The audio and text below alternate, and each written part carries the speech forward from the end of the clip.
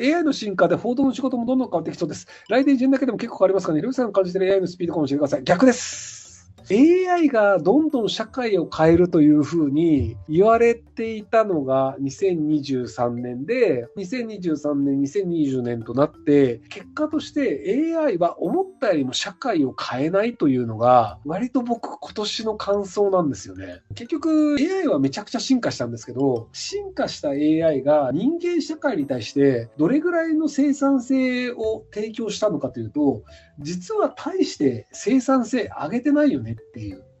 AI 使いこなせそうなんですよ。エンジニアとかでコパイロット使ってコード書くのが楽になったよねっていう人がいて、じゃあ AI にコード書かせましたっていう人がいるんですけど、大体それやってる人ってエンジニアなんですよ。AI にコードを書かせて、間違ったコードを書くから、プロンプトをいじって、ある程度コードを書かせて、で、上がってきたコードをいじって、結果として能力が上がりました。なので、エンジニアがコードを書く能力が上がったとか、テストコードを書かせるのが早くなりましたはあるんですよ。なので、エンジニアの生産性は上がったんですけど、エンジニアじゃない人が生産性を上げてるかっていうと、結構ね、時間がかかってて、いやいや、これからでしょっていうのが言われてるまま、もう2年経ったんですよ。本質的に、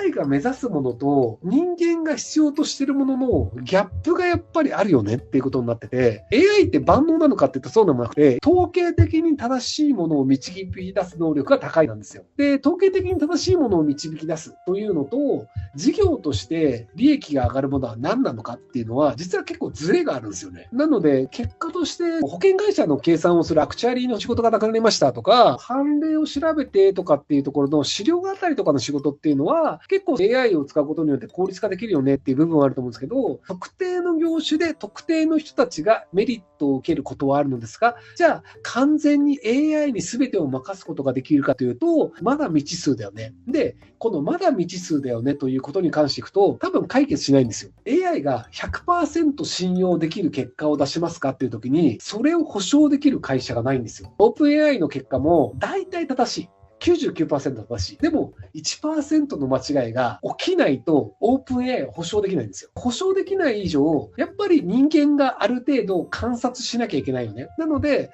AI が出した結果を能力のある人間がチェックをするという構造にならないといけないよねっていうのがあって、能力のある人がいなくなって、どんな会社でも AI でバンバン回せるよっていうのはまだならなくて、結果として能力のある人が AI の出す結果を監査して、大丈夫なもの、大丈夫じゃないものというのを切り分けなきゃいけないっていうのが、やっぱり変わらないというのが、オープン AI にしろ、Facebook にしろ、うちの AI の出す成果というのは 100% 保証できますっていうのが未だに言えないんですよ。で、多分、今の AI の作り方の構造上、それは言えないままなんですよね。監査の人が忙しいというのは変わらないというのになってしまうと、やっぱり産業としては能力のある人間というのは必要だよねというのが変わらないままで、なので、検索が早くなるよねとか、能力のある人が作業をするのはある程度早くなるよねっていうのがあって、バグチェック的なものでね、これがね、過渡期じゃなくてね、要は AI というのは、100% 保証できないままなんですよ。AI が食ってるデータが間違えた場合、結果を間違えるんですよ。今の AI が食ってるデータというのは、インターネットで適当に拾ったものを使ってるので、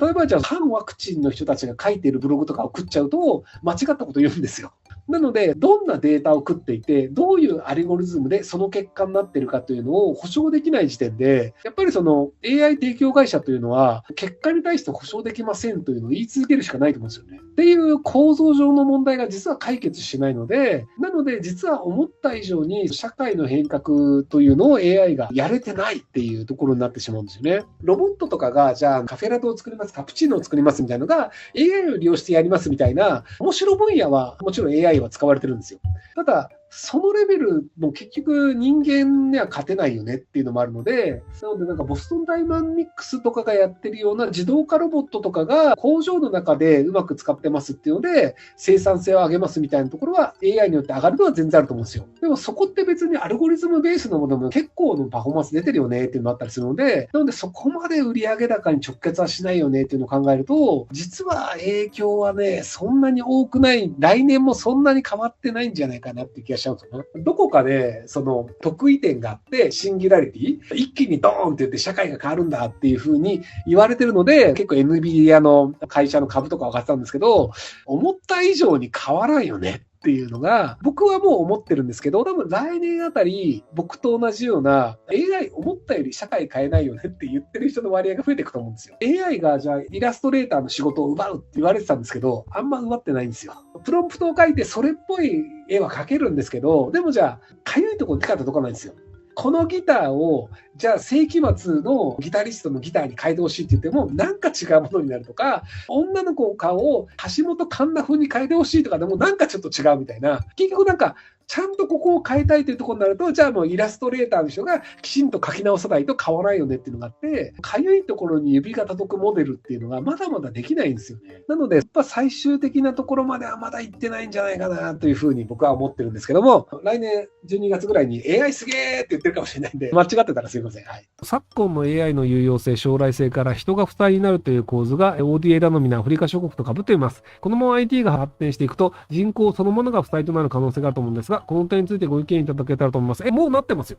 日本の国民負担率がだいたい 50% ぐらいなんですよ。国民負担率は何ぞやっていうので、本来だったらこの人がじゃあ50万円稼ぎましたっていうので、アメリカとか他の国だと税金とかで 10% ぐらい取られて40万円手元に戻るよねと。で、その40万円で、じゃあ自分で学校の代金払いますとか、デートをしますとか、会社を作りますとか、面白いもの買いますっていう自分自身のために使えるんですよ。でも日本の場合って50万円稼ぐと25万円分国に持ってかれるんですよ。消費税だったり所得税だったり社会保険料だったり、社会保険料を払った金額と同じ分だけ会社も払ってるんですよ。なので、俺1万5,000円しか社会保険料払ってないよっていう人って、本当は3万円払ってるんですよ。その人を雇うために会社が倍の同じ値段を払ってるので、その人の雇用のためにかかるコストとしては実はかかってるんですよ。社会保険料とか所得税とか消費税とかいろんな税金入れると、実は日本の働いてる人って5割が持ってかれてるよねと。なので50万稼いだとしても、その25万円の中で生活して投資して大学行ってきますとか資格取りますとか費用を払わなきゃいけないのがあって、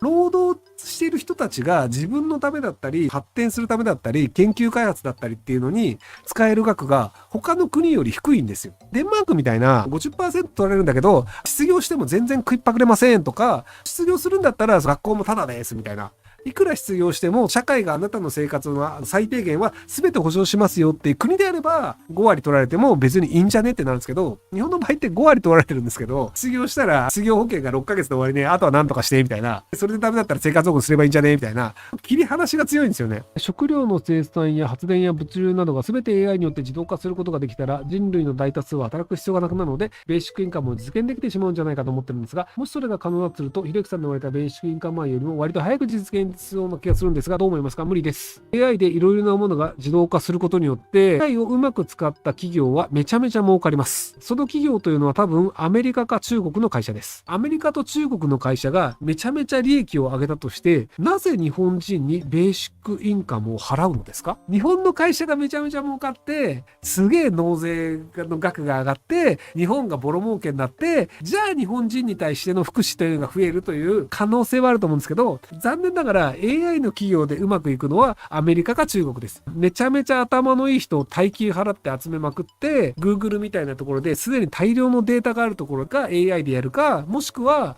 本来であれば法律上そんなデータ取れねえよっていうデータをバンバン取っちゃうっていう法律が関係ない中国で、中国のどっかの都市で信号を完全に AI が処理することによって渋滞を減らすのと、警察と救急車みたいな緊急車両をめちゃめちゃ早く飛ばすっていう街があるんですよ。緊急車両って一応あるんですけど、サイレンが鳴ったら青だけどサイレンが鳴ってるから車が行かないようにしようって自主的にするんだけど、でもやっぱり車が入っちゃってたりして緊急車両が止まって緊急車両を取りますって日本をやるじゃないですか。中国の場合は緊急車両がここからここに向かってるというのが分かった時点で周りの信号を全部止めちゃうんですよ。なのでそもそも青信号で交差点に入るという車がないので、救急車ってアクセル踏みっぱなしでいいんですよ。っていうので一気に行って、今度は病院に行くっていうのが決まったら、こっからここのルートの信号を全部止めるっていうのを自動的にやる。警察が犯罪をしたところもやるっていうのをやってる街があるんですけど、それって全ての交通情報とどういう車がいてっていうのも AI で全部録画して、車のナンバーとか見て、こういう車がこう移動してるよねとか、渋滞がわかるっていうのは